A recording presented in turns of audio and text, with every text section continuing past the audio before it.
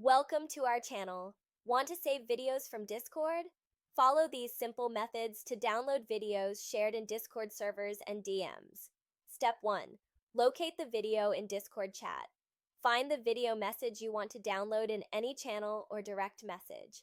Step 2. Click on the video to open it. This opens the video in Discord's media viewer for better access. Step 3. Right-click on the opened video. A context menu will appear with various options for the media file. Step 4. Select Save Video As option. Choose this from the context menu to initiate the download process. Step 5. Choose Download Location on computer.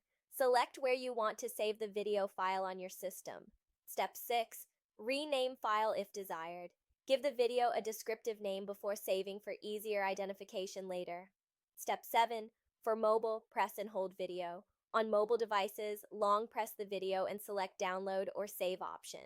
Step 8. Check Downloads folder for saved video. Find your downloaded Discord video in designated folder for viewing. Don't forget to like this video and subscribe to our channel.